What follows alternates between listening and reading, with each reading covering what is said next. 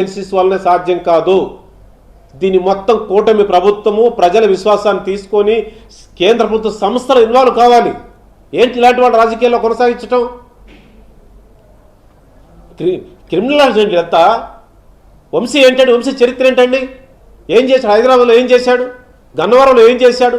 విజయవాడలో ఏం చేశాడు? అంతా చాలా దుర్మార్గం. చెప్పుకుంటే వాళ్ళ ఇంట్లో టార్చర్ ఛాంబర్ ఉందండి. మీరు చెప్తున్నా చూసారా?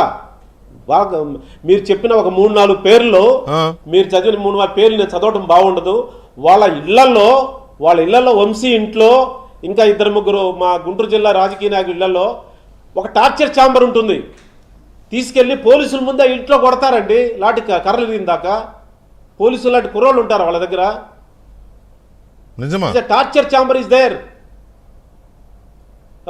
ఇట్ ఈస్ ట్రూ అండి. మీరు అడగండి, ఆ విక్టిమ్స్ని అడగండి, చెప్తారు. వంశీ ఇంట్లో టార్చర్ ఛాంబర్ ఉంది. ఒక chamber it is meant for torture. పోలీసులు ఇంటరాగేట్ చేసినట్టు వాళ్ళు కూడా విపరీత కర్రలు గిర్రలు ఉంటాయి, కొడుతుంటారు. ఇంకా గుంటూరు జిల్లాలో అలాంటి ఉన్నాయి, టార్చర్ ఛాంబర్స్ ఉన్నాయి. ఇంకా పేర్లు చెప్పడం నాకు బాగుండదు. వాళ్ళని ఒక రాష్ట్ర ప్రభుత్వ ఏజెన్సీలు ఏం చేయలేమండి. దిస్ ఇస్ ఎ ప్రాసెస్ అంతే. వీళ్ళని రూట్అవుట్ చేయాలంటే, ఎలిమినేట్ చేయాలంటే కేంద్ర ప్రభుత్వ సంస్థలు ఇన్వాల్వ్ కావాలి. జగన్మోహన్ రెడ్డి గారికి ఇలాంటి వాళ్ళంటే ఇష్టం. వీళ్ళని పెంచి పోషిస్తాడు. అతను రిప్రజెంటేటివ్ డెమోక్రసీ కావాల్సిన అవసరం లేదు అతనికి. అతను ఈజ్ అగెనిస్ట్ డెమోక్రసీ అండి. రిప్రజెంటేటివ్ డెమోక్రసీకి అగెనిస్ట్ అతను. అంబేద్కర్ రాజ్యాంగంలో రిప్రజెంటేటివ్ డెమోక్రసీ కావాలని చెప్పాడంటే ప్రతినిధులతో కూడిన ప్రజాస్వామ్యం కావాలన్నాడు. అంటే ఎమ్మెల్యేలు ఎమ్మెల్సీలు కావాలి, రాజ్యసభ లోక్సభ ఉండాలని చెప్పాడు. జగన్మోహన్ రెడ్డికి వ్యతిరేకము. మొన్న మీటింగ్లో, గుంటూరు జిల్లా మీటింగ్లో ఏం చెప్పాడో తెలుసండి? ఉంటే ఉండండి, పోతే పోండనా, పోయే వాళ్ళని పొమ్మని చెప్పండినా, నేను తయారు చేసుకుంటా, నేను అంత దొంగలు తయారు చేసుకుంటా, రౌడీని తయారు చేసుకుంటా.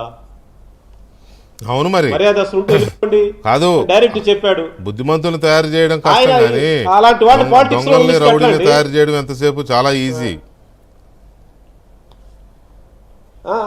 ఇస్తానండి అంత దొంగల్ని, క్రిమినల్స్ టికెట్లు ఇస్తాడు రేపు. క్రమశిక్షణ నేర్పడం కష్టం, కానీ గాలి చెప్తున్నాడు, ఓపెన్ చెప్తున్నాడండి. రహస్యం లేదండి. ఇక్కడ ఉన్నవాడు సిగ్గుతో ఉంటావేనండి. ఉన్నవాళ్ళు ఏదో రాజకీయాల్లో ఉండాలని ఉంటుంది తప్పితే, ఇప్పుడు మర్యాదస్తులు ఉంటే దాంట్లో ఉండడానికి వీల్లేదు. చెప్తున్నా, ఓపెన్గా చెప్తున్నాడండి అతను. ఈజ్ అగెనిస్ట్ రిప్రజెంటేటివ్ డెమోక్రసీ అండి. మీరెవరు రిప్రజెంటేటివ్ కాదు. నేను పెడితే నేను పదవులు ఇస్తాను మీకు, నేను ఇస్తే మీరు ఎమ్మెల్యేలు అవుతారు. మీరు ఆర్గ్యుమెంట్, మీ సలహాలు నాకు అవసరం లేదు. మీకు చేతనైతే వాళ్ళు చంపండి, పొడవండి, తిట్టండి, కొట్టండి, హింసించండి. That is your duty. That is openly telling. అతన్ని రాజకీయాల నుంచి ఎలిమినేట్ చేయాలంటే ఒక రాష్ట్ర ప్రభుత్వ ఏజెన్సీల వల్ల ఏమవుతుందండి? It is very big process అండి. దాని గురించి ఎవరు థింక్ చేయట్లేదు. మీరు నా డిబేట్లో కూర్చున్నప్పుడల్లా ఏదో ఒక సెన్సేషన్ చెప్తున్నారు. మీరు కూర్చున్న ప్రతిసారి ఏదో ఒక sensation. Sir, this is true అండి.